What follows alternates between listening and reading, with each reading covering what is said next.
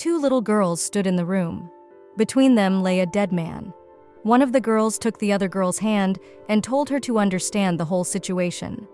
She explained that it would be necessary to run fast and, under no circumstances, not to fall.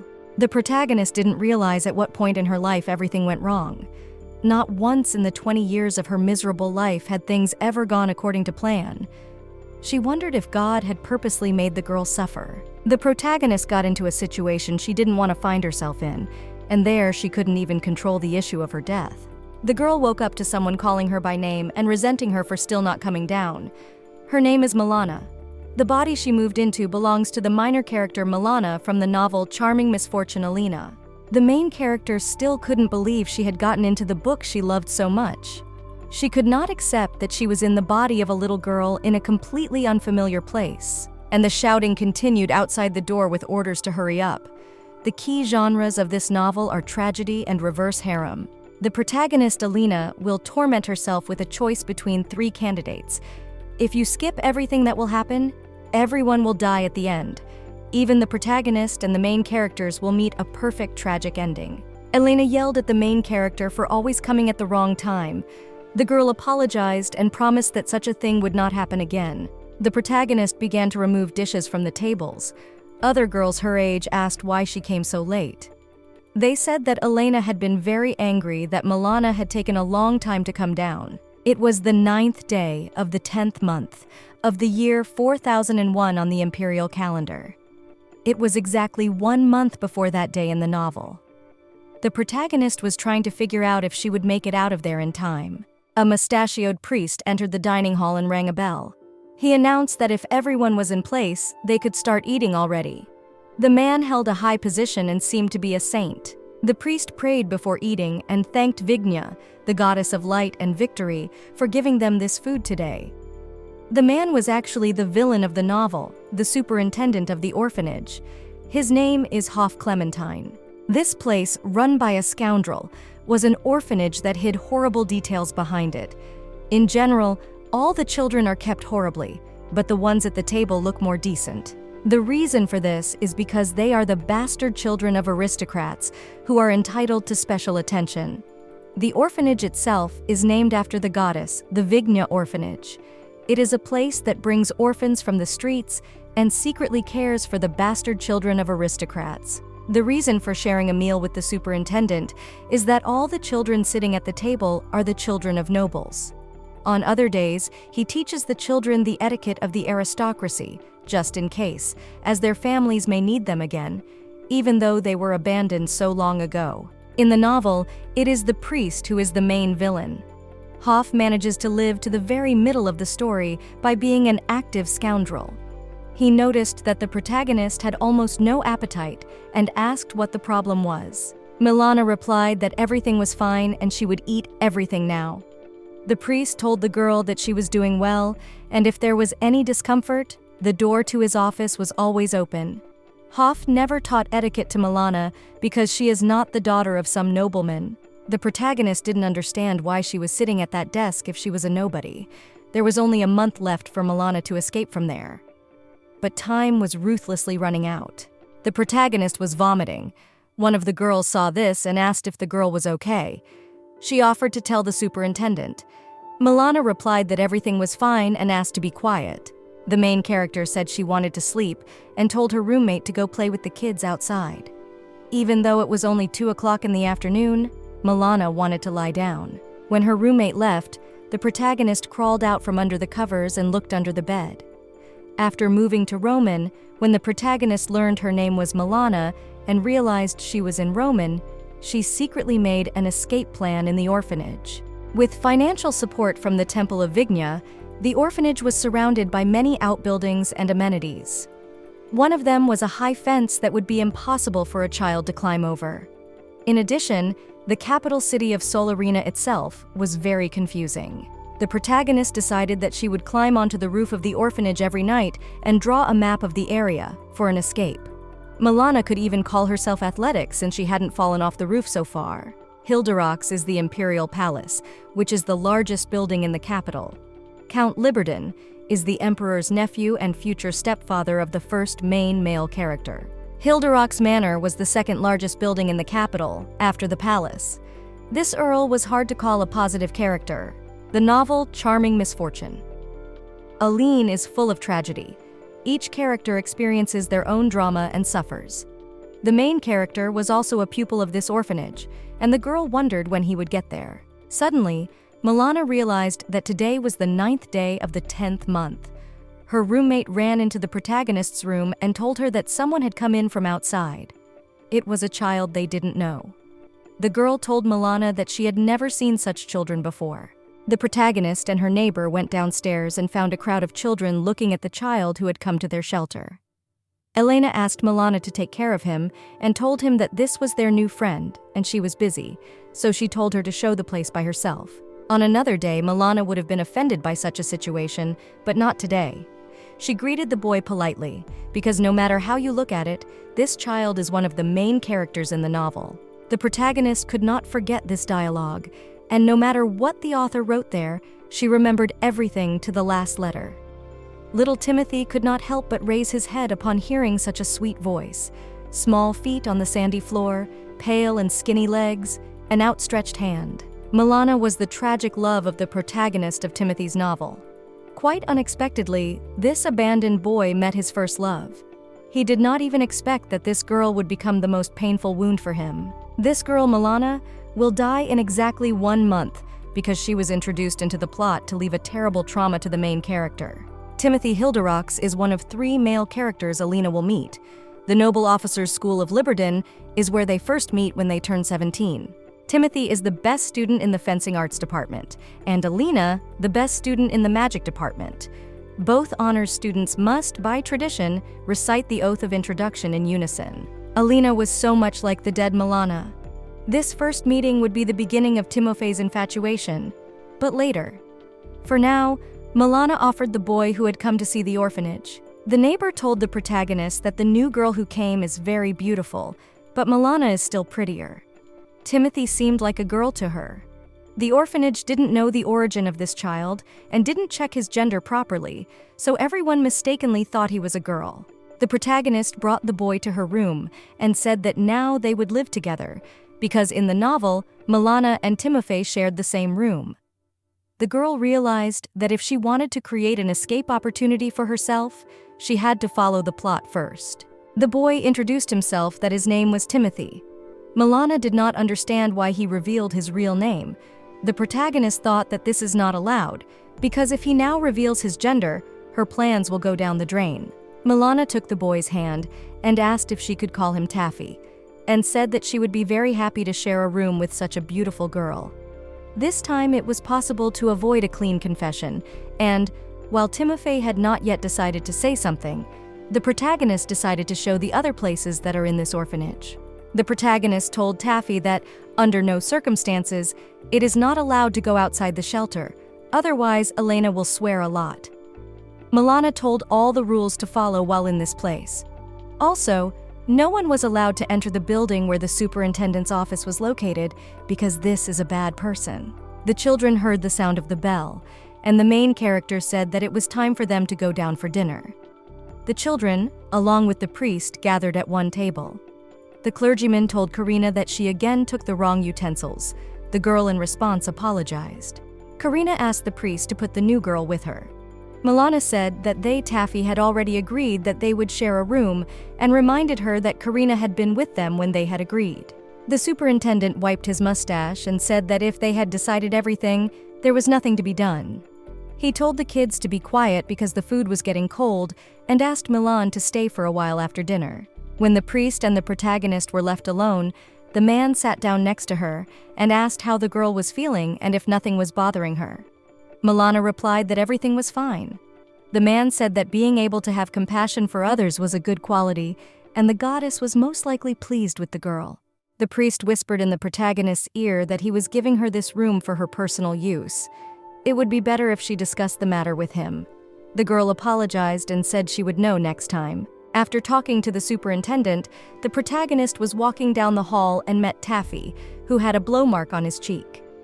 Milana expected him to be prone to attacks because of the room, but it was strange that he was hurt just today. The protagonist offered to go heal the wound in their room since there was medicine there. The girl explained to Timothy that it was necessary to ask Elena's permission in order to be able to use the shelter's medicine. However, every time she said that, there was not enough. Milana was indignant and said that it was ridiculous that a shelter that is funded by the temple could be short of medicines. Not being allowed to use them is the same as not having them. In the floor, under a wooden plank, the main character had a stash. She pulled out a box from there and said she had stolen something. The protagonist took out some medicine from there and smeared it on Timothy's wound. According to the narrative, he was to be adopted in a week. Milana noticed that Karina's intervention was not spelled out in the novel. No matter how well the protagonist knew Roman, she failed to behave exactly like her character Milana. The girl wanted to know what would happen if the flow of the narrative changed uninterrupted. The protagonist thought that there might be a chance to avoid meeting Count Hilderox. Timothy was frightened when he heard some loud sound outside the door. Milana told him that it was Elena checking to see if everyone had gone to bed. The door opened and Elena entered the bedroom of the main characters. At that moment, the children hid under the blanket and were quiet, so the woman thought they were asleep and left, slamming the door shut. It was so dark under the blanket, so Milana could only make out Timothy's eyes.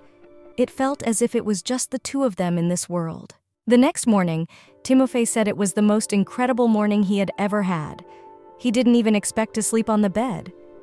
Milana told him to stop muttering and go downstairs, because they had to have breakfast, and then they had things to do. After breakfast, the protagonist took Timofey with her to the place where the hatch was located. Next to the hatch was hidden tire iron, and Milana asked the boy to help open it. With effort, they were able to open the manhole cover. The main character was happy that they succeeded, because it was her life, her future. Milana told her that she was going to go down there. Timothy was scared, but he went down there too. The main characters went down for quite a long time. Milana remembered that in the novel, her heroine was dying and told Timothy to run through the trapdoor so that at least he could save himself. The children reached the bottom. Milana told them to follow her, assuring them that she knew the way. In fact, she had come here to see if everything was as described in the novel. You have to enter through a small canal because the big one leads to a completely different room. They were in a place where rainwater collects. Milana looked around carefully and said that that was enough for today, and it was time to go back. Walking through the shelter, the protagonist realized that it was necessary not to give the appearance that they were in the canal. Karina looked sadly at Milana after her, and then asked where she went after breakfast. The girl thought that the main character was angry because Karina wanted to take Taffy back to her place. Milana said in response that the girl just didn't want to share her with anyone. Karina, through tears, told her friend that lately she was strange and stopped being friends with her as before. They used to be best friends. Milana replied that she shouldn't be friends with her all her life and asked her to stop imposing herself on people, because it's annoying. The protagonist went outside and thought about the fact that Karina was the first person she saw when she woke up. Milana was approached by a red-haired girl who asked about their quarrel with Karina and said that finally she came to her senses because it was impossible to forget what had happened. The red-haired girl came closer to Milana and said that Karina had done something terrible to her, and it was time she finally realized it. In the end, she never told her what happened. Milana returned to the room. There, Timothy asked why she came so late and if everything was okay. The girl replied that after dinner she would also be late because she had to meet with Karina. At dinner, the priest told her that Karina was sick today. The protagonist realized that she would have to go to her on her own. When she went upstairs to her room, she heard that Elena asked all the children to leave their rooms. Milana walked over to Timothy, and he told her that Elena had found out about everything. The woman yelled about the medicine missing from the storage room and asked who had stolen it. She calmed her roommate and said that no matter how hard she searched, she wouldn't find anything. Elena entered the room softly, calling Milana to her, asking what it was lying on her bed. It was a piece of paper, and the protagonist replied that she had just been drawing on it and had apparently thrown it on the bed while she was playing. The woman yelled that it was trash and told him to throw it away and then left the room. Timothy was very frightened. He was quite different from the image of Timothy that was described in the novel.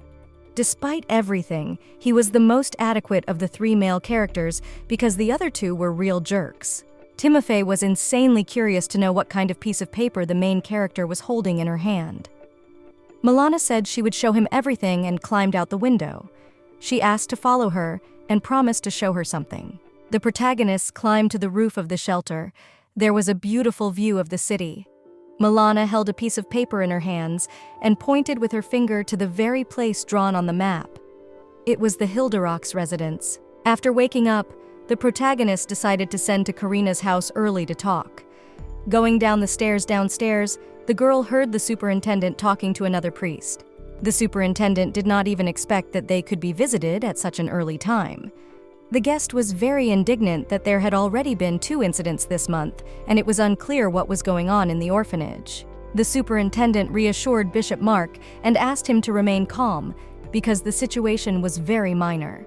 The children were just fighting among themselves. The guest was telling the superintendent that Hilderock's was already digging at him like a rabid dog. Hoff was calm and said he would straighten things out and there would be no trouble. He asked the bishop not to worry about it and was sure that Hilderock's wouldn't find out anything about what had happened.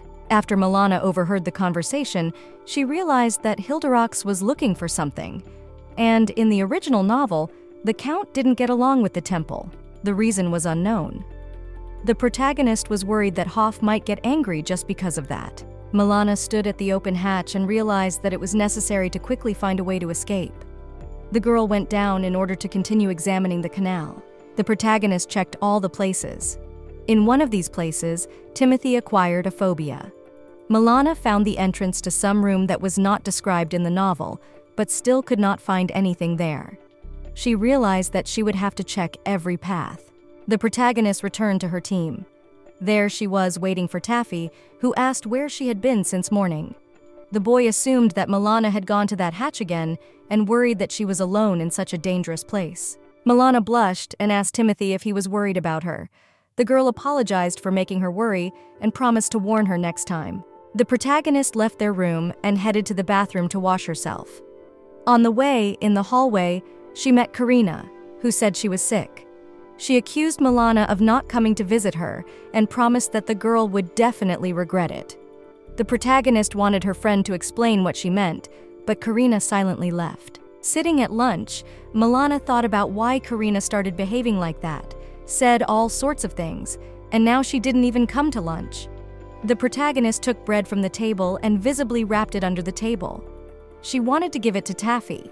Hoff was absent, apparently because of the bishop's arrival. Timothy was sitting beside the bed reading a book. Milana came into the room and handed the boy some bread. She said that if you don't eat well, you can get sick. The boy was embarrassed and thanked Milana in return. The main character said that she helps the boy because they are friends. In fact, if Timothy gets sick, Milana simply cannot escape. The boy was eating bread, and his roommate had gone somewhere else on business again. The protagonist asked to say that she had gone to play if anyone asked about her. Timothy understood and clarified with the girl that the map and the trapdoor were somehow connected. Milana replied to the boy that if he meddled where he didn't need to, she would hate him and left, waving her hand. It seemed to the protagonist that all was to no avail. A priest and his children were sitting at a table, and one of the girls made a remark about her holding a knife incorrectly. The man nervously pounded his fist on the table. Milana watched everything happening and realized that there was very little time left. The girl sat outside and continued to finalize her escape map. Sol Arena is a city where the lights of the central square don't go out until late at night. Imperial roads are quite confusing, but one thing the protagonist knew for sure was that the guards everywhere are not serious, and there is no way to get there through the canal. The girl continued and considered different roads for escape. In some places it was dangerous to go because you could attract attention. Timofey accompanied the main character and helped her in everything. It was raining outside. Milana looked out the window and was glad that they were lucky and the map didn't get wet, because they managed to get out before the rain started. It was exactly 15 days until the estimated date of death. Since Timothy had started helping the girl, the mapping had progressed very quickly. They hoped to find an escape route in the time remaining. Milana realized that there had to be a path to that house that would help them avoid meeting the guards. There was only one place left that the protagonist hadn't checked, and that was the road Timofey had chosen. Milana approached the boy and pointed out the road he suggested with her finger on the map and said that they would go there as soon as the rain stopped. Hoff, who had been taken care of by the protagonist, had already calmed down, but now she was worried about Karina. The children went to dinner with the superintendent. At the table, the priest told Milana that she was completely bad with etiquette, and the sound from her appliances annoyed everyone at the table. He told the girl to stay after the meal. The protagonist did not understand why the man suddenly talked about etiquette. The girl felt that the atmosphere became even more tense, and it was time to escape. Outside the window, the rain continued to pour. Milana sat in the superintendent's office where he was telling her the rules of etiquette. It was already 9 o'clock in the evening. The protagonist took a table knife from the table and put it in her pocket. In case the superintendent started to hit her, she would have to attack immediately. The priest said that that was enough for today and sent the protagonist to bed. Milana was surprised that the superintendent let her go so easily and went up to her room. The girl was sure that Timofey was waiting for her, but when she opened the door, she saw that the bedroom was completely empty. Milana burst into Karina's bedroom, holding a knife in her hand and asking where Timofey was. The girl answered that she didn't know anything. The protagonist took her by the hair and threatened her with a knife. Karina admitted that Taffy is at the head of the office. Milana headed to the priest's office and through the ajar door saw him beating a boy. This girl is a minor character who would create the character of the hero with her death. Milana could not believe that, running away from fate, she would meet the end like this. The girl thought maybe she should take a different road. The protagonist ran into the priest's office and stabbed him from behind. She remembered the advice that if there was a situation where magic was useless, one should use the knife and aim for the vital organs, stab without hesitation. Hoff was still conscious and called the children ungrateful puppies. The protagonist told Timothy to get up sooner rather than later. Eventually, the superintendent stopped breathing. Milana explained to her friend that now they would have to run. The protagonists headed towards the hatch. From the sounds, they realized that Elena had found the superintendent. Milana found that the hatch was closed all the way and asked the boy to help open it. A red-haired girl, one of the orphanage's pupils, also came to the hatch and promised to help if they would take her with them in return. Timofey went down first. The protagonist promised to follow him. The red-haired Tatiana had to watch to make sure they weren't tailed. Elena peeked through the open hatch and called the children devils. She told them to go back inside, but the kids only sped up. Tatiana wasn't sure where the exit was, and Milana told her not to worry and to just keep moving forward. Suddenly, the lamp began to flicker and then went out, leaving the children in total darkness. The main character remembered that they had to go twice to the left, once to the right, and walk in the middle to one of the 3 branches of the road. She told everyone to hold hands. Tatiana said that Milana had lost her mind, and Timofey took her hand and said he would follow her. The children continued to wade through the underground canal, and eventually, at the end, they saw a light that was like a lighthouse. The main characters were able to get out of Luke and survived. Milana didn't realize where they were, and Tatiana raised her head up and said that they knew where the square was anyway. The symbol of this city, the face of the Holy Virgin, the glory of Vigna. If you walk towards the statue, you can come out to the central square, and also known as Vigna's Guide. The red-haired girl suggested walking towards the square, but Milana thought that meant falling right into the hands of the security squads. Tatiana said there was nothing to be done, as Taffy was freezing. The protagonist looked around and looked for the markings, which were red guide signs that helped the poor to hide from the squads. A red circle meant an empty road, a square a road with a fence, and a curve the security squads. Alina in the novel learned this from a little tramp. The protagonist checked with Timofey to see if he could walk. Milana herself was all right. She said that she and Taffy would go along this road to the Count's house because they had to live somewhere. Besides, the superintendent was dead and wouldn't be able to find them now. Tatiana herself did not know where she would go, but she knew for sure that she was free now. The girls said goodbye and shook hands. Milana was sure that if she hadn't miscalculated, they should be at their destination soon. The children made their way to the Hilderock's residence. The protagonist said that they should try to get in, she came up with an ingenious plan where Timothy was to distract the guards. The boy approached the knights who guarded the gate and told them that his girlfriend was missing. One of the guards asked the boy when he had last seen his girlfriend and where she might have gone. The guard explained that they guarded the place all the time. If the girl was here, they would have noticed her. Timothy replied that they definitely hadn't seen her because the friend didn't enter through this gate. The guards decided that they should take the child home and inform Mr. Call of what had happened. One of the guards went to clarify the situation with the guys of the back gate. Call, who was told by the guard what had happened, couldn't believe that the guards had been able to let the child past him. He leaned over to little Timothy and asked the child what his name was. The boy was frightened and hid around the corner. The boy told Calbrio that his name was Timothy. They tried to find out what the boy's girlfriend looked like. He told them that her name was Milana, and she was as tall as him. Her hair was a purple shade, and her eyes were a bright golden color. Call was surprised to hear about the gold-colored eyes. He stroked Timothy's head and promised that they would be sure to find his girlfriend. The guards were ordered to take the boy back to the entrance gate. Timothy wondered to Call if they would tell the chief what had happened. The butler told him that it was the first time the master had been able to sleep in 4 days, and so they would work quietly, without too much noise, and the girl would be searched for by the staff. The guards returned to the entrance and found that the entrance gate they had been closing appeared to be open and the door propped open with a stone to keep it open. Milana quietly made her way through the manor and heard the maids discussing that someone with golden eyes had snuck in. The girl realized that Timothy had accomplished his task. The protagonist finally found the picture of Leo she was looking for. She was surprised because the novel said that, to her great regret, this strikingly realistic work had a flaw in the form of a black spot. But that flaw was now absent from the painting. Milana walked through the door and smelled sweet flowers. Suddenly, a male voice from the darkness asked who entered the room. The protagonist realized that this person was none other than the most handsome man in Liberden. They dare call him a god who serves the king. Ferdin Hilderox. The girl was silent in response. The boy said that since she doesn't answer the question, then life isn't precious.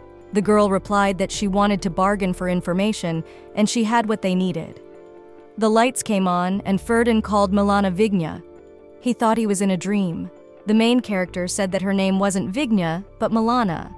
The guy replied that it was getting more and more problematic every time from the religious ones. Frendon took the girl in his arms and then called the servant and told him to bathe the child and transfer her to him. Mrs. Clava took the girl to wash. Milana sat in the warm bath and was glad, for the bathroom at the orphanage was not even close to being as pleasant as the one here.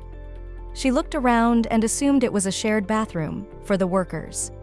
Everything seemed very expensive, gold extractions and lamps. A maid came into the bathroom where the main character was and said she had brought new clothes. She also told the girl that she looked more like a human after she washed herself. The maid led Milana down the hallway as she suddenly saw Timothy, who ran up and hugged the girl tightly. He said how glad he was that Milana was all right. She replied that she was fine and asked the boy to move away because he stank. Call looked closely at the children and realized that this was the same girl Milana that Timothy was looking for. He said he had to call the doctor and promised to come back soon. Timothy wanted to tell the protagonist everything, but the maid took him away and said that they needed to look at his wounds first. The butler walked over to Milan and said they should go too. Call knocked on the count's door and said that he had brought the child. The count asked where the maid Clava was. The butler replied that she had taken the other child to the doctor. Frendon said that there were already 2 of them in his house and wondered when the guards had time to relax so much. The count told the butler to leave them and motioned for the girl to sit down. He wanted to know who she came from. The protagonist told him that no one had sent her here. Frendon thought that the girl was lying, for without anyone's help, she would not have been able to get here. Milana said that, being outside, she had asked her friend to lie about being here, and the guards could not help but verify his words. The count was very surprised that the guards in front of the gate had left their post. The protagonist confessed that they had escaped here from Vigna's orphanage and promised the count that he would know the truth of her words before the day was out. The girl said she would help rid herself of Vigna's religious society. The protagonist, in return, asked to shelter her and her friend until she came of age. It was her only wish. Milana told her that Mark, the bishop from the society, was in charge of the orphanage's budget, and the head himself was manhandling the children. The Count slapped his hand on the table, assuming that was all the information the girl had. Milana replied that if that was all the information she had, she wouldn't even try to get in here. The girl explained that she couldn't reveal all the cards at once, because in that case, having heard everything from her, the children could just be kicked out. The Count said that he agreed to the deal and hoped that the girl's words would be true, but otherwise, if Milana lied, she would never be able to twirl that tongue again. The protagonist explained that the superintendent had died during their escape, and if the Count delayed, he wouldn't be able to catch anyone by the tail. Frendon ordered his assistant Damon not to miss him. The man was one of the bosses of the Hilderock's information-gathering organization and was standing behind the protagonist's back. The Count said that they would deal with the children's situation after lunch, called the butler and told him to take the child to the guest room. There, the girl was already met by Timothy, who asked whether it was possible to persuade the Count and said that, according to Mrs. Clava, the Count is a very scary man. The appearance of Damon was a surprise for the protagonist. The girl lay in bed with Timothy and pondered over what had happened. The boy could not sleep and called Milana. He turned to her, and the girl took his hand and promised not to let go as long as he was asleep. The protagonist realized that Timothy would never know how much she had shaken his fate, even though she was supposed to die. Milana realized that if something went wrong, it would be necessary to change the course of events of the novel without hesitation, otherwise everyone would die. After a bit of thinking, the protagonist, nevertheless, smoothly fell into a dream. Milana could clearly see Hoffa in front of her, though she was sure he was dead. She tried to find Timothy with her eyes, but he was dead on the floor. The superintendent said that the boy had struggled too much. The protagonist, holding Timothy's body in her arms, shouted to Hoff that he was a murderer. The man replied that this was absurd and called Milana herself a murderer. The protagonist woke up. It all turned out to be a dream. She looked at Timothy, who was lying next to her, and thought that he was sleeping sweetly, and she was having nightmares. The boy woke up, and Milana said he could sleep some more. Timothy, wiping his eyes, asked the protagonist where she was going. The girl replied that she was staying here and just wanted to look at the view outside. Milana looked out the window and shrieked with joy at how spacious it was. Through the window, Milana saw the symbol of the Hilderock's residence, the white archway. With the coming of spring, just as the name implies, white flowers appear on the arch. They are called Milana. The sweet odor wafted throughout the residence. The Count loved them very much, and in the novel, Timothy and Alina passed under this arch. Perhaps that's why the Count reacted so strongly to the name of the protagonist. A maid entered the bedroom and saw that the children were awake. They wished Clava good morning. She informed them that it was already lunchtime. Milana was very surprised that they had slept so long. The Count and the children were eating at the same table. Frendon noticed that Milana knew etiquette and asked about it. The girl said that the head of the orphanage taught the illegitimate children of aristocrats. The Count assumed that, in that case, Milana was also an illegitimate child. The girl wasn't sure if such a thing was even asked directly. Frendon asked the protagonist who her parents were. Milana felt that it was all suspicious and realized that the Count had decided to arrange an interrogation under the pretext of dinner. The girl replied that she didn't know who her parents were, and after falling down the slide while playing, she didn't remember anything. The Count said that he had studied the information that Milana had told him yesterday, which turned out to be true, and all the evidence about the meetings between the bishop and the superintendent had already been collected. The protagonist replied that if he already had everything, then more witnesses would be needed. The Count called the girl savvy and asked if she could help in court. Milana agreed, and lastly, Frendon asked if she had stabbed the superintendent. The girl was visibly nervous and clutched the tablecloth in her hands. Noticing the girl's reaction, the Count realized that she had done it. He told her that the trial would be in a week, and after that they would talk about helping. Timothy tried to find out from Milana what he was talking about, but the girl replied that it was not necessary to know. The protagonist and Timothy walked down the corridor and met a guard, with the help of whom they were able to get here.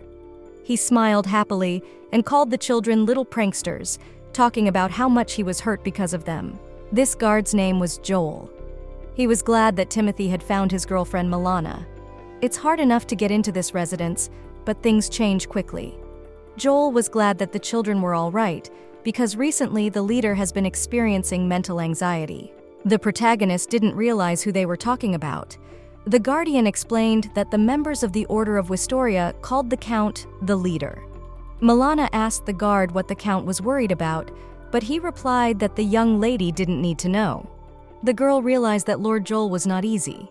Call, the butlers, came up to them and remarked that the children and the guards were already acquainted with each other, and there was no need to introduce them to each other. He also said that by order of the Earl, they would be guarded by Lord Joel from now on. The guard promised to take care of the children. Noticing Milana's reaction, the Guardian assumed the young lady didn't like him. The girl explained that it wasn't that, it just sounded like something would happen that would make it necessary to guard them. The butler asked the children not to worry and said that it was nothing serious, and most likely it was done for general safety reasons. Milana realized that it was a lie, and although she didn't know what the Count was up to, it was clear that he was going to get all the cockroaches out of the orphanage. The protagonist was somewhat reassured by the butler's words. Timothy smiled happily and said that they were protected. The girl hoped that there would be no problems. Besides, there was still a week before the trial, and nothing can happen in such a short period. The day before the trial, the residence was attacked. Timothy woke up the protagonist, and Joel told them to hide in the closet rather. Through the windows, masked men armed with swords burst into the room. A fight broke out between the guards and the attackers. The children hid in the closet and closed the door. It was obvious that this was an assassination attempt. Suddenly, through the door, inside the closet, one of the attackers thrust a sword. The children were frightened, at which point Timothy rushed in to cover Milana with himself. The main character was trying to figure out what was even going on here. The door to the closet opened and Damon peeked in on the kids. Joel was worried that the kids wouldn't hurt themselves and apologized to them. Some sound came from the other room, and Joel closed the doors and told the kids to stay inside for now. He promised to finish quickly and get them out. Milana asked Timothy why he had covered her with himself if he was shaking so badly, and asked him not to do that again. The boy didn't want to listen to anything. He hugged the main character tighter and said he didn't want her to hurt herself. The door to the closet opened. Standing beside the children was Joel, who said that the leader was looking for them. The knights told the children that the Count was okay too, and told them not to be afraid of anything. The Count asked if everyone was in one piece. The guards reported that everyone was fine, and Damon came in time to help. There were no casualties. Only the guards at the back gate were badly wounded, but no deaths. The Earl was told that they caught 2 men alive, but they had taken poison. Frendon said that if the Vidno Society was attacking so openly, then Milana's words were really important and serious. The protagonist asked if these were really people from the Vigna religious community. The Count replied that this was only his assumption. He said that when he first saw the girl, he thought she was a spy, but now he realizes that she is not. Frendon asked the girl if she wanted to escape. Milana smiled at the answer and said she didn't want to at all. The trial was to be held as early as tomorrow. The girl was calm. The protagonist rode in a carriage to the trial. She hoped to show all that she could do. Still, the girl was a little uneasy. Besides, she had not slept at all, and slept as much as she could. Timothy had learned everything he needed to learn for the court. The children were looking around carefully. Their eyes were so wide open that the Count thought it was funny that their eyes were about to pop out of their orbits. Milana told him that it was the first time she had seen such a world, for it was strictly forbidden to leave the orphanage. The carriage arrived at the courthouse. Timothy helped the protagonist to get out by giving her hand. Suddenly, the children heard a familiar voice. It was the voice of Elena, who worked at the shelter. The woman called Milana a vile murderer and asked how she dared to do such a thing. The guards restrained Elena, and the Count asked the children if they knew the woman. The protagonist said it was better they never met her again. Frendon suggested that maybe they should kill her. The girl smiled and said that it was too bold of him to express himself in front of the courthouse. Milana entered and noticed that the capital courthouse was quite large, though smaller than the Count's residence. She asked Frendon if he was worried. The man asked why the girl asked such a question. Milana told the Count that he didn't look very well. The man smiled and said that there was no such thing, for he was in a very elevated mood, and the mere thought of putting those religious fans in their place made his body shiver. The protagonist thought that usually people with a smile on their face looked kinder, but for some reason it was different with the Count. Friendin asked if Milana remembered their conversations. The girl said she had it all written down in her head. They found someone to pin the murder on. Trying to steal money from the orphanage, he stabbed Hoffa and ran away. He said in court that the murder weapon he used was found in the orphanage cafeteria. From that point on, the children witnessed the crime. The judge asked the killer why he went into the dining room. The man said he didn't originally plan to steal the money and wanted to find some food, but there was none there. The judge said that it sounds strange because, given the budget of the shelter, it is impossible that there was no food there. Next, the defendant was asked where he went after he realized that there was no food in the canteen. The man said that he took a knife and went to the building behind him. The building in question was a separate building where the superintendent's office is located. The defendant confirmed that he went there and said that the lights were on and he was curious about what was inside. The man said that when he looked into the building, he saw the superintendent beating a child and pointed his finger at Timothy. The defendant cried, saying that such a sight immediately made him think of his own daughter. The Count asked the court to call witnesses to corroborate the defendant's statement. The petition was approved. 2 children present were eyewitnesses to the accused's crime. The court asked Timothy if the man was telling the truth. The boy was trembling. The judge asked him not to be afraid and to report everything as it is. Timothy said that the superintendent beat him badly and he was very scared. Then this man appeared and covered him up. The next question was asked to Milana. The girl was asked how she found Timothy. The protagonist answered that it was late and the boy was not in the room, so she went to look for him in the office of the head. Milana said that she went there because the children who were in the headmaster's office sometimes disappeared. The girl began listing the names of Maria, Rosie, Luis, and Jessie. These were the children who had disappeared. Elena got up from her seat and screamed that this was a brazen lie and an excuse.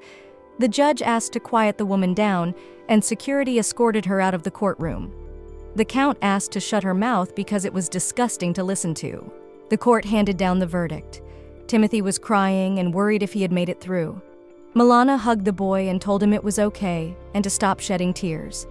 The Count praised the children and said it was time to go home. On the way to the residence, the protagonist asked the Count if he had thought over the details of the deal because it had justified its value. The Count replied that everything would depend on her further behavior.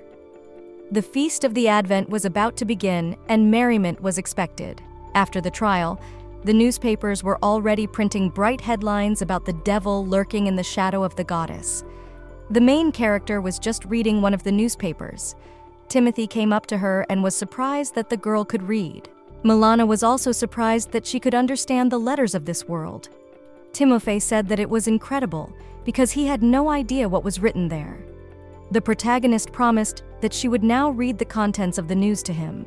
In the newspaper, it was written that the accomplices of the orphanage would be punished with all severity. The boy wondered what would become of the children in the orphanage. Milana suggested that the kingdom would probably take care of them. In none of the newspapers, there was not a word about Milana and Timothy. The protagonist asked Joel where the Count was. The leader had traveled to the capital since morning and was expected to return sometime in the afternoon. When Friendin returned, he gathered the children around the dinner table and asked what was wrong with their faces, for they looked sad. Milana asked how the orphanage case had ended.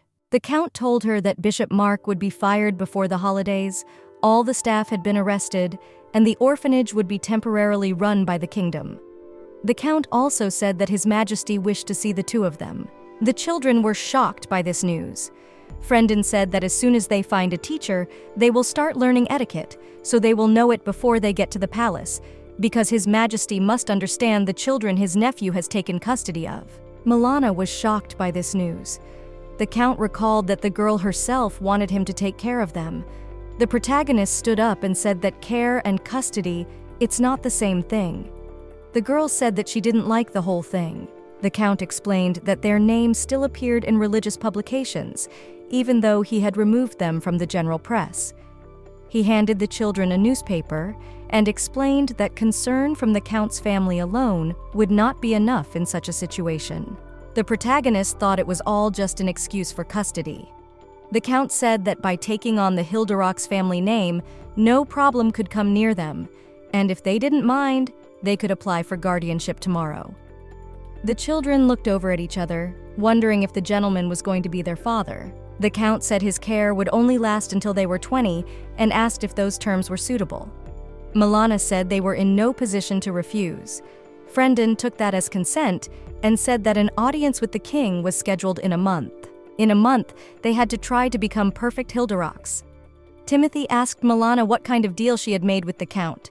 The girl explained that whatever it was, it wouldn't hurt him in any way. The next day, the maid Clava informed the children that she would be teaching them etiquette. The woman explained to the young lady and the young gentleman that they would now be educated, proper Hilderocks. Timothy called Clava lady and said he would do his best. The woman replied that this was incorrect and she was their servant, so it was not appropriate to use a polite style towards her. Timofey disagreed, but Clava explained that there were no exceptions and told Milana that she too should get out of the habit of speaking formally to the servants. That was the beginning of the first lesson. At the end of the day, the children were very tired. Clava told them to go to bed early too, because they didn't have enough time today, so tomorrow they would start class an hour earlier. The maid explained that etiquette consisted of more than just greetings. The classes were intense every day. It had only been a week, but the protagonist was already contemplating the idea of running away from there. Timothy said that he heard the word wrong everywhere. Mrs. Clava, the personal maid of Sophia, the Count's mother. She brought her into the house after the wedding. It was clear that a person from the royal court would teach to an extremely high standard. The butler entered the children's bedroom and cheerfully informed them that he had brought today's newspaper. It said that, by the Earl's decision, 2 orphans had risen in status, and the social circles were shocked by the sudden announcement of guardianship. Call explained that the rumors had spread throughout the secular society, and the Lord had decided to illuminate the society himself with this information before it was filled with unfounded rumors. The man also informed Milana that the Count was looking for her. The protagonist came to the garden where the Count was drinking tea and greeted him according to etiquette. Frendon was pleased by this sight, and he noticed that learning was paying off. The girl realized that after spending so much time studying, it must be noticeable. The protagonist was brought a tea of flowers that were named the same as the girl's name. The Count dismissed all the servants and reminded the girl of her words about the Feast of Advent. He asked her to tell everything she knew. Milana agreed to tell everything, but first she asked him not to ask her how she knew all this. Count felt he should understand the source of this information. Milana reminded the man that he had left her for the reason that she had valuable information. The protagonist spoke of Umbra. On the day of the Feast of the Advent, a secret vessel with many illegal slaves will arrive at the port of Marina, taking advantage of the commotion surrounding the Holy Virgin's congratulatory words. The boss of Umbra, the deposed Prince Victor, will be in charge of this entire ship. The Count was shocked by such information and immediately wondered how the girl knew all this. The protagonist laughed and reminded Frendon that he had promised not to ask where she got this information. Victor, the traitor who killed the former king, the head of a villainous organization in Liberden called Umbra. This organization deals in all kinds of crime, from drug smuggling to selling slaves. He was an enemy of Count Ferdinand's because he killed his maternal uncle. Milana said that this man still wants to seize the throne of Liberden, and the Order of Vigna will be in league with Umbra. They will use the authority of the order and lay claim to the throne. The protagonist said that if, in return, the order asked to make the Vigna religion the state religion, both sides would benefit. The Count stood up abruptly, pounded his fist on the table, and said that it was the order that had gone completely rogue. Frendon asked the protagonist if she could vouch for the truth of her words. Milana replied that she could swear on her life. The Count called for the butler and told him to urgently contact the estate and tell them that Seven was being summoned to Solarina. Seven was the name of another superior. The Count said he would act after he verified the truthfulness of Milana's words, and before that, he couldn't trust the girl. Frendon couldn't understand whether this girl was so brave or had lost her fear. The protagonist thought it would be better if she just died. The girl looked at her reflection in the teacup and didn't know what to do next. Dragons have two hearts, one human heart that moves blood through the body.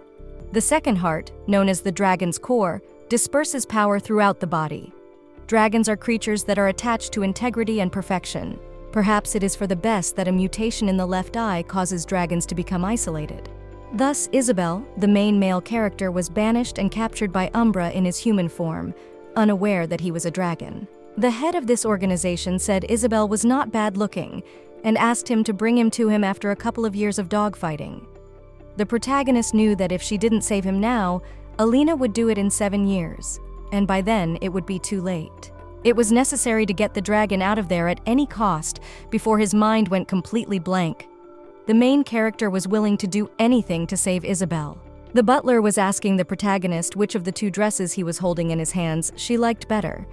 Milana asked if the butler should help in such matters. The maid Clava replied that he is just with oddities and asked Call to go out and not to make unnecessary noise because the mistress needs to change her clothes. It became obvious to the protagonist that in this house, the maid Clava rules the ball. Timothy went out to Milana and asked if she liked the appearance. The girl replied that everything was fine, everything as expected from the main character. Timofeyev said he would go first. Milana waved him off and they agreed to meet at the main gate.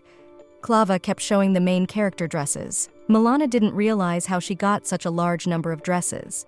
The maid told her that the master had purchased them the day he decided on the guardianship. Clava said that it was still not enough, and when the girl started to take care of her dignity in society, this number of dresses would not be enough. The protagonist was very surprised that the count cared for her. Clava said that it should be so, because now she is his daughter. She realized that she and Frendon were not in such a close relationship. The girl tried on another dress, and the maid said it suited her very well. Milana thanked her in return. Clava told her that His Majesty is a good man, so you should not worry. The protagonist did not expect that it was noticeable by her that she worried so much. Timofey met Milana at the carriage. Because of her long skirt, the protagonist could not see the steps and almost fell, but she was picked up by the count and said that the king's time is valuable. He hurried the children and they went to the palace. On the way, the protagonist reflected on Clava's words that the master had bought dresses for her when he decided on guardianship because she was now his daughter. After a little thought, Milana thanked the count for the dress. In response, he asked the girl not to gibber. When the protagonists reached the palace, they looked closely at what was in the room and discussed it aloud. The count asked the children to be quiet. The door opened and out stepped Her Majesty the Queen. Brillante Asalote Contenereza di Liberden. The count and the children greeted Her Majesty. The Queen asked for the children's names. Frendon introduced Timothy and Milana. The Queen called these children sweet and polite. Milana thought that if this was the head of an entire country, she would have a heavy character. No one knew that the Queen would laugh and squeeze Timothy's cheeks. The Queen would tell the Earl that she saw him and was relieved, for she was very surprised to hear that he had decided to raise 2 whole children by himself. After Frendon began feuding with the temple, the order took away his right to marry. In the novel, this is what prompted Timothy's adoption. The Earl said that in any case, he had no intention of seeking a wife. The Queen admitted that he did not want to see the place of mistress in his house empty. He asked the children to step outside for a moment. In the novel, the Queen met a sad death. A certain male character killed her. Milana and Timothy were sitting in the garden, which was full of a variety of plants. Even though it was soon to be winter as well, it was very warm inside, and the girl assumed that they might have used some magic. The Count walked into the garden and called out to the children. They got into the carriage and set off for home. Milana did not look well and said she was nervous. The girl looked out the window of the carriage and realized that now they had to concentrate on saving Isabel. The Count saw that the children were watching carefully what was happening at the window and suggested that they stop to look around. It was that famous place with stores for aristocrats, the Rue de la Soresse. The Count was walking down the street and holding the children's hands. Passers-by recognized him and were surprised to see 2 children beside him. Frendon decided that he needed a refreshment first. The Count told the children to hold their heads up high and told them that if they showed weakness once in high society, they would be eaten immediately. They entered the establishment, where the Count and the children were greeted by the chef, who said he was honored to serve them. "This is Purcell, an excellent chef." The Count said she had met him at past competitions when he was an army cook. Timothy was interested in what those competitions were. Frendon said that they were held every 5 years in Liberton and were usually held in the northern part of the country. The Count said that now, because of the high risks of injury, these jousts start at certain times to avoid casualties. In the novel, Frendon made Timothy participate in these jousts when he was 14 years old. These jousts were a good decision in terms of continuing the tradition, but for a 14-year-old boy it was a harsh test. The protagonist told the Earl to be careful, and the next jousting would reveal an unsuitable dragon house. It has a literal meaning. When the owner disappears, the dragon house becomes unusable, and the fallout of the remaining magical powers attracts mammals. The mammals that come begin to feed on the leftover magical power and gain their own power, a minimum of several times and a maximum of several dozen times more. Milana thought that if she warned the Count, everything would be fine. Frendon wanted to know how the girl knew all this information. Leaving the establishment, the brother told the children that they had not eaten much at all. The protagonist thought that it was his fault because they did not take into account the portion size for the children. The Count was approached by a beautiful girl, dressed in green, and said how unexpected it was to see him here. The lady assumed that his children were nearby and said that they were very pretty. The protagonist smelled a sweet odor that came from this girl. Milana noticed that the Count was uncomfortable and decided to help him since he had organized goodies for them. The protagonist yanked Frendon's hand, called her daddy, and said her feet hurt and she wanted to go home. The Count lifted Milana into his arms, and she realized just how unpleasant this conversation had been for him. He told the girl that his daughter's feet hurt and it was time for them to go. The protagonist held on tightly to her father's clothes. He replied that the girl didn't have to worry about falling. The children wondered who the woman was and said that it was obvious that the Count was uncomfortable. Frendon told them that she was the daughter of the Marquis of Oxnard. It's a family of aristocrats who adhere to neutrality. The protagonist heard about them when she was learning the names of aristocrats with Mrs. Clava. Milana spoke of the woman looking at the Earl with an ardent gaze, but he remained silent in response. They continued driving home. The protagonist thought that the Count would at least say something, but he continued to remain silent. The more the girl got to know him, the less she understood. A relationship in which everyone gets what they want. The Earl thought that these children would only need help and guardianship to solve the marriage and heir problem in the first place. The Queen had told the Earl that for a while he would get rid of his thoughts about who would get the inheritance, but that would not get rid of the issue of marriage. Frendon hoped still to win back his beloved. He clenched his fists and said that Vigna must return to him by all means. The Queen told the Count that Milana looked very much like his beloved, and that such eye color is not often seen. The Count assured the Queen that it was not what she thought. The woman wondered for what reason then he had taken custody of these children, but it was thought that it might have been an impulsive decision or an act of mercy, for raising a child was not an easy matter. The Earl rode in the carriage and thought about the Queen's words that she wished him to be a good father and to be responsible for his choices. When he heard from Mrs. Clava that Milana needed dresses, he didn't pay much attention to it, but even knowing that it was a formality, like a fool, he felt strange. When the children arrived at the estate, they were already greeted by Mrs. Clava. She introduced Milana to Maria and announced that she would become her personal maid. Also, from now on, the children had to live separately, and the question became who would get the new room. The children began to work out who would move in. Timothy suggested that it would be better for him to do it. The boy was asked which room he wanted and promised to have it ready by noon. Milana told her new maid Maria that she had never been seen here. The girl told her that she had come at the call of Mr. Hilderox, and before the Count's call she had served in the royal palace. The protagonist was very surprised that the Count himself had called on this maid, and if she served in the palace, now she was ordered personally by the Count, then this is another person from the organization. It's the Seven. The protagonist assumed that Maria was assigned to her for surveillance.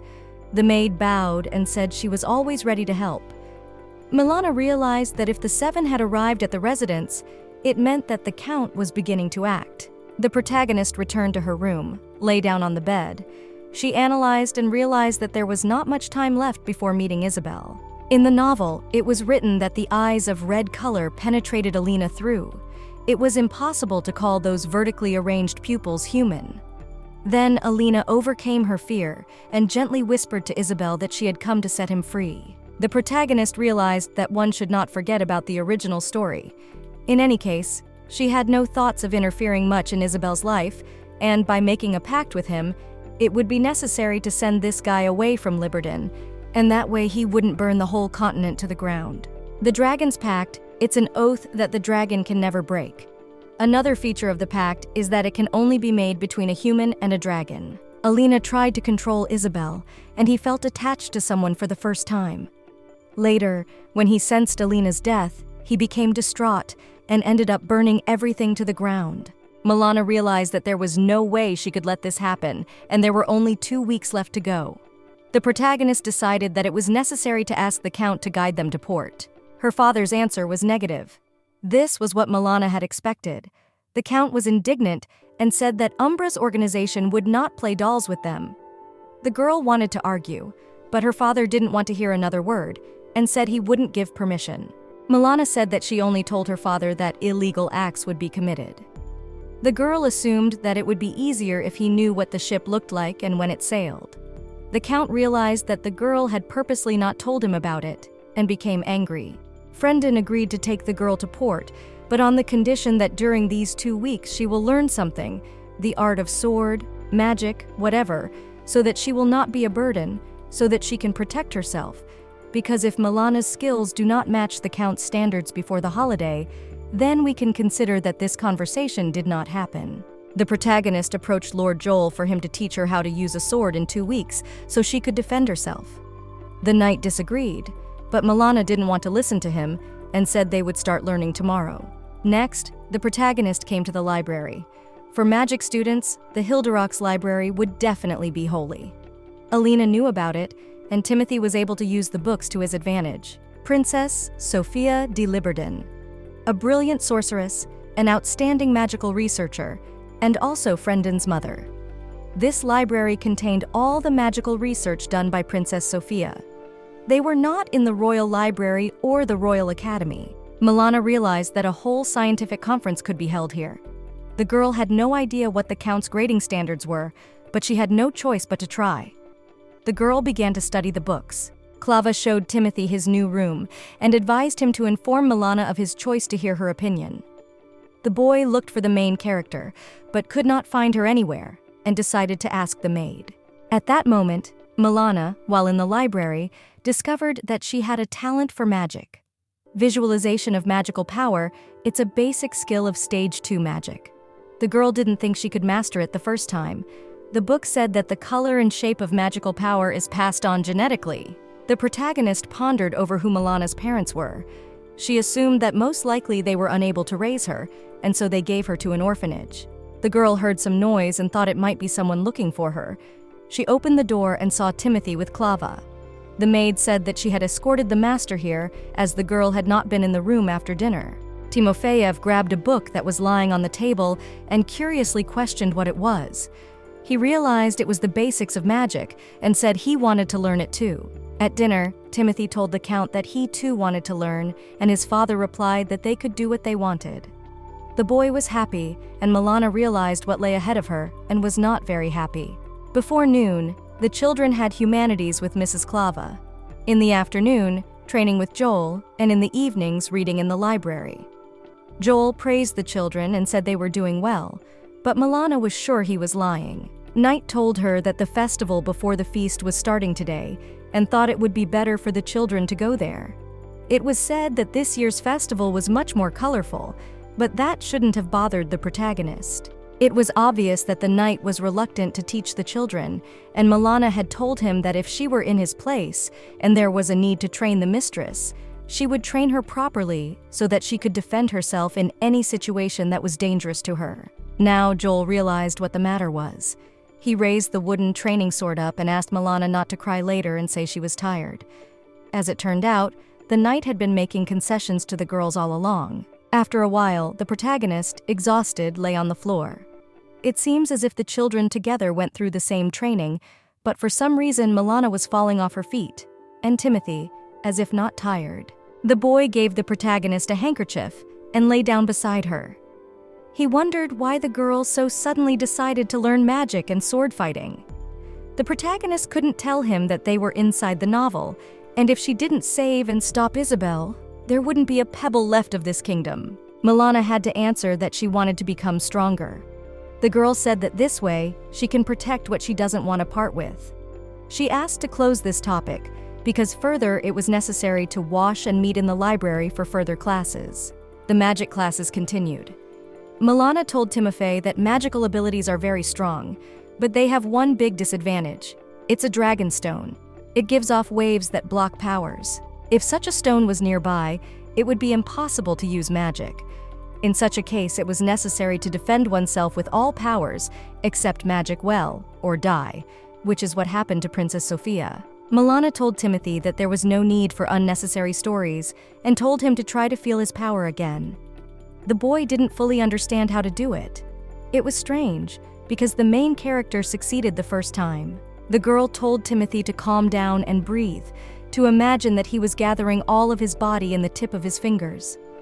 The boy sat with his eyes closed, and Milana told him to open them and see what form her magic took.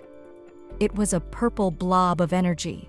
The main character said that it was a very good result for the first time and asked the boy not to worry. Timofey explained that he wanted them to have the same form of magic and was upset about it. Milana tried to think of ways to comfort the boy. She explained that there might be difficulties, but even though his abilities looked like this, it didn't mean that he couldn't use fire magic. The main character added that she thought air magic was cool, because wind blows fire around. Timothy smiled happily when he realized that he could be of use to Milana. He hoped that he would be able to protect the girl. Milana wondered if she had ever received the same unconditional love. The girl told Timothy that he was funny, and she was better at magic after all, and to protect her, you had to first become stronger than her. The Count went back to dinner. Because of the enormous workload, the main characters wanted to eat soon. Milana looked at her hands, which were all scratched. The Count had told the girl to speak up if it hurt, not to bear it like a fool. He assumed that if the girl wiped all her hands off in training, then the results must be good. Frendon reminded him that there were 5 days left. The protagonist thought that, as usual, all the problems were from her words, and objectively evaluating, she had made good progress in her training in that time. Milana had learned a few attack spells, and her body had gotten stronger thanks to her training with the knight. The girl didn't realize if she would be able to prepare in 5 days. Milana couldn't sleep well at night. She took a lantern and went to look for the forbidden book section that was written about in the novel. She took one of the books and realized that the book would help her open the door.